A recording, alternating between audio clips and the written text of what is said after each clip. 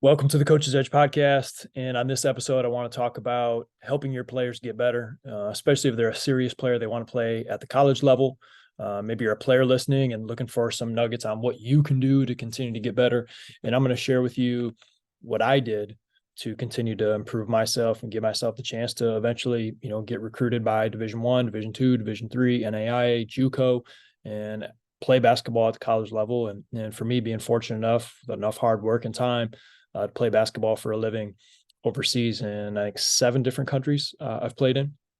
And that's obviously been influential in what I do now is training full time for the past 10 years, helping players and programs get better. So with that in mind, I just want to express a little bit of gratitude. We just finished Thanksgiving and I was in a car accident. I was coming back up to Michigan with my family, and we hit a deer, and the deer is no longer with us. And it was that type of accident.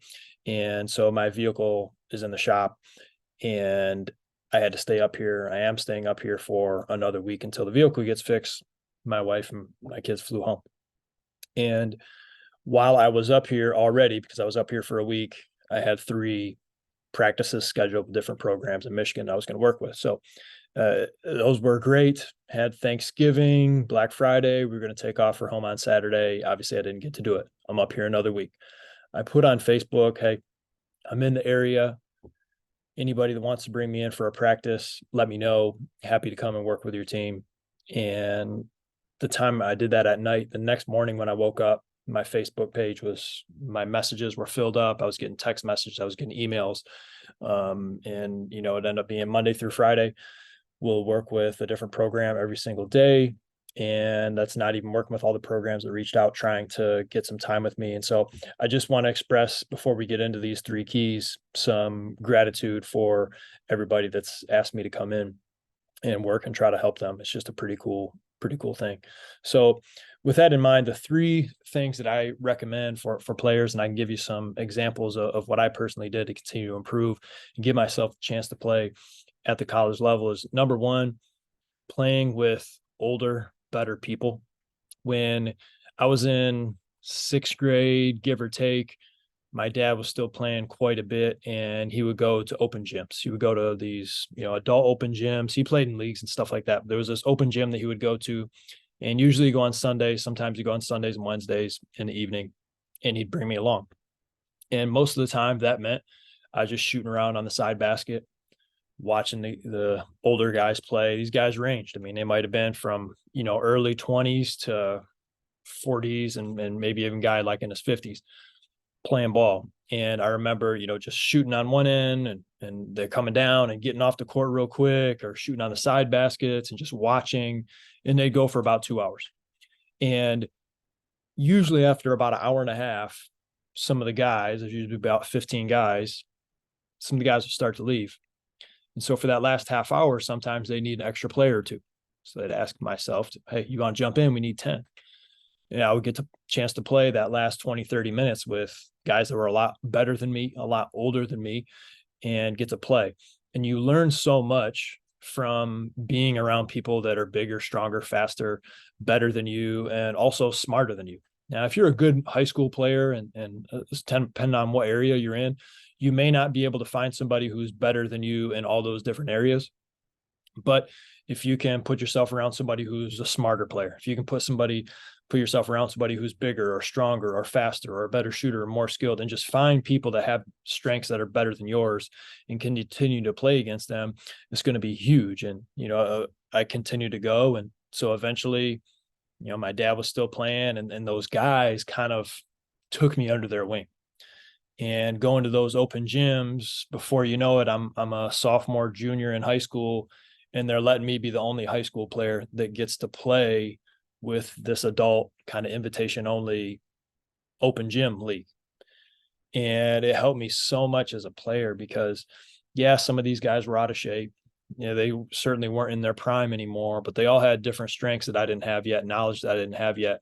And so to play against guys like that, the game slowed down for me. And so then when I was going to play against guys my own age, things moved a little bit slower. I had an understanding of the game and screens and cuts and spacing that I think a lot of my teammates didn't have, just because they didn't get the opportunity to play against better players as much as I did. So that's number one, find better players to play against. The second one is are you willing, if you're a player listening or as a coach, this player that you think may have the ability to play college ball, they play on their own.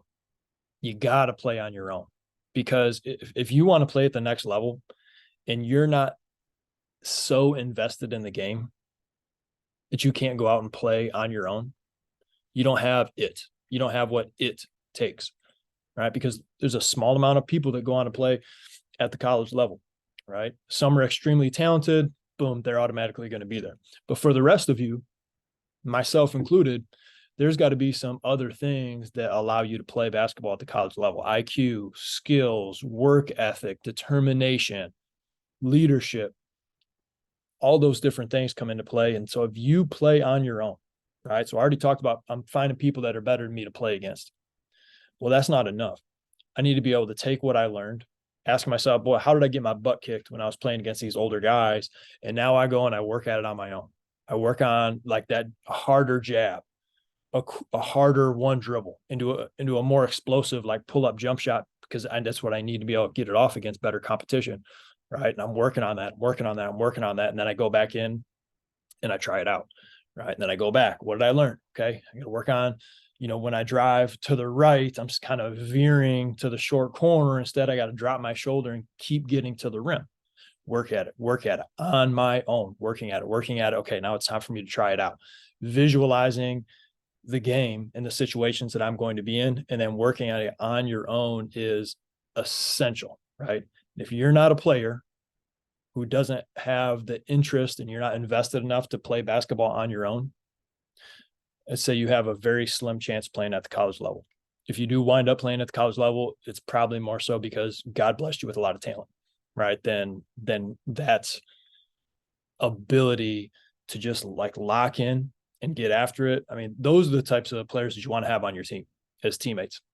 You don't want the guy or the girl like they're just there because they're really talented, right? You want the people who have blood, sweat, and tears and the time investment put in. I mean, those are the people that you want to be with. So give yourself a chance, play basketball on your own. That's huge. And then the third one is go to games, go to watch basketball games. This is a big difference than watching game film, watching clips, watching games on TV. Now, those three things are great, but let me tell you where I think the advantage is actually going to games, right? So first and foremost, if you're watching clips, like coaches cutting clips for you, they send you some clips of the game, watch those. You can learn a lot from them. It's short and sweet, right? We hear all this about attention spans being shorter and all those different things. So quick clip, what can I learn on this turnover that I made? Great, right? That's good. Watching a full game film of you play or your team play, very beneficial, right? You were in that position. Now you're watching from a bird's eye view and you're starting to see some of the things that you can do better and improve upon. Great. Watching games on TV. There's a lot we can learn from watching a game on TV, whether it's college level, whether it's pro basketball. Yes, I know that from a athletic standpoint, it's very hard to relate to those levels, but there's takeaways that can always be had. If you are a person who wants to learn, the opportunities are constant to learn, right? And if you're a person who thinks that you know it all, you're going to look around and find that there's nothing to learn, right? So if you have a mindset of a student and always trying to learn different things, you can pick up things even from the NBA, where the average height is 6'7", the average vertical leap is like 33 inches. Yeah, I might not be able to relate to that, but there's going to be things that you can take away. Those are the best people in the world at what they do. We can learn things from them, no doubt about it. So when it comes to watching games, what I think is even more beneficial than the three things that I just mentioned is going to a game yourself. And I'll give you a few different examples. When I was in 6th grade, the best player in our area was a high school player named Seth Moss. He's a point guard. He was like 5'11", 6 foot. And the way he moved, the way he played, think he had some injuries, but at one point he was getting recruited by like Big Ten schools.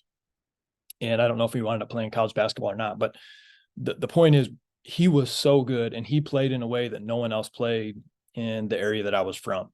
And so even though he didn't play for my high school team, my grandpa would say, Steven, Lakers is playing this school, Cass City, and they're, this is the best game in the whole area. And so I'd go hop in a truck with him, and he would drive me to that game, and I would sit there and I would watch that entire game, not highlights, not clips. You watch the full game. Now, keep in mind, I'm not on a cell phone. Cell phones didn't exist. I'm not distracted by anything else. I'm watching a game. I'm eating popcorn. I'm having a good time with my grandpa. My grandpa's teaching me things as I'm watching this game unfold, and you get a feel for momentum. You get a feel for the impact of the crowd. You get a feel for the impact that a timeout has, what coaching adjustments are being played. You also get to understand, like, based on time, score, situation, when players are trying to get their teammates involved, when players are trying to be more aggressive scoring, when a defense has changed or the intensity is picked up. You feel and you see all those things more so when you're going to an actual game. So that's one example of when I was younger. Now I'm in high school and I want a chance to play college ball, right? And so I was if I would have played Division 1, it would be like low level Division 1 basketball is where I would have played. So, and then it was a handful of other levels. So when I was in high school, I watched NAIA, Cornerstone against Siena Heights. I watched Division 2, Saginaw Valley against Ferris State, Northwood against somebody else. Those are like Division 2 GLIAC type schools. Division 1 would be like Central Michigan, because that was a school that was recruiting me at the time. Watching them play, whoever they were playing, right? I went to Division 3 games, Hope College against Albion, right? I went to NAIA, like just different levels of play that I went and watched play. This was an eye opener for me as a high school player who was the best player in my area, to be able to go and watch guys that were only a few years older than me play college basketball. And it didn't matter if it was Division 3 or Division 1.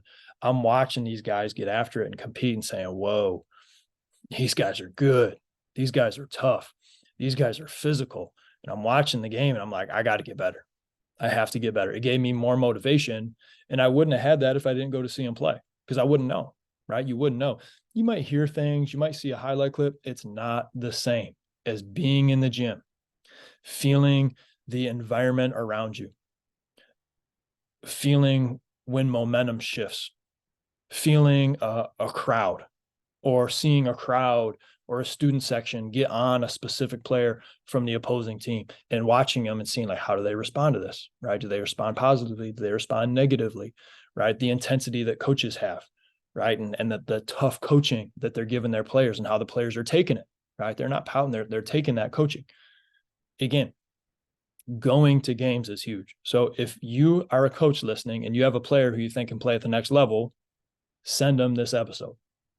If you are a player listening and you take me up and you go to a college basketball game, put your phone away and watch the college basketball game, right? What's on your phone is not as important as what's out in front of you, especially during the downtimes.